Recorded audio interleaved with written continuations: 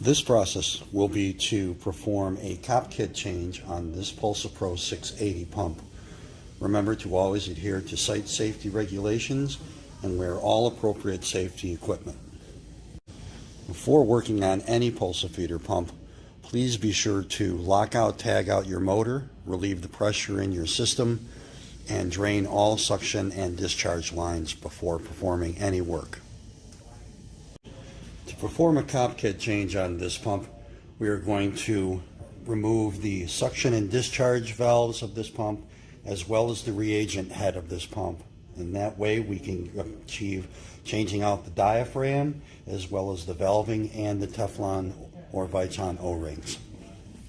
We will begin this process by removing the suction and discharge valves at this time.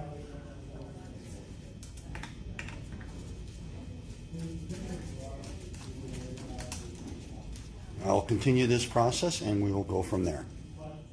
With my valving now removed, I can take apart my valve assemblies and I can inspect the valve ball, the valve seat, and the valve guide to make sure there's no damage to any of the surfaces.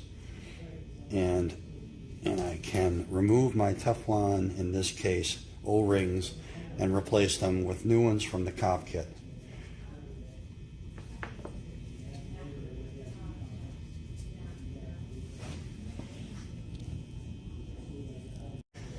Now that I have 6 of my 8 bolts out from my pump head, what I want to do is put a capture tray underneath the pump so that I can capture any of the oil that is between the diaphragm and the dish inside of the pump head.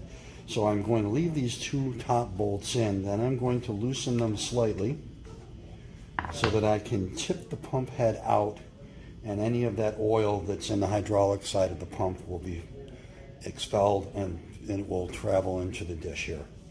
Once that's completed, I can completely remove these bolts and remove my pump head, exposing the diaphragm and the dish plate.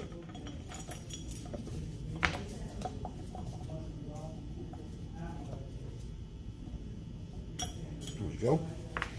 So there's my diaphragm. Now I can look at that for any signs of wear or damage, and I can also clean my dish plate, and I can test my makeup valve to make sure everything is working well and clean and there's no obstructions inside which would cause any damage to the pump.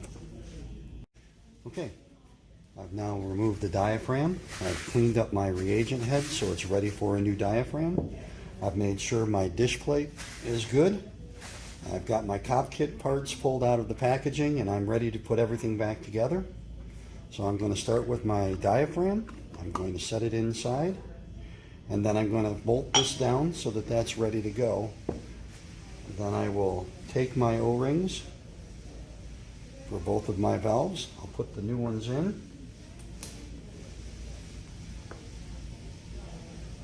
I will complete this process with both of these valves, and then I will be ready to go with the second one and put this all back together. Okay, I'm just finishing the tightening up of my head bolts. I'm putting in the last one. Then I will go ahead and torque these down per the torque specifications in the IOM so that the reagent head is back in place and torqued properly.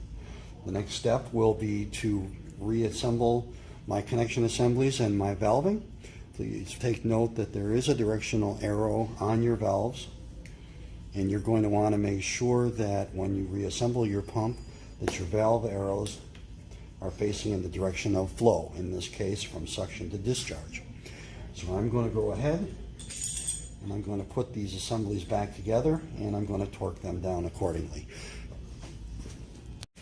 Okay, so we've now put our reagent head back on and torqued the bolts, and now the suction and the discharge valving is all reassembled and torqued to specs. So this pump is ready to be reprimed. All we want to do now is remove our lockout tag out so we can run our motor, and we're ready to begin priming. That is how you replace a Kopkit on a PulsaPro 680 pump.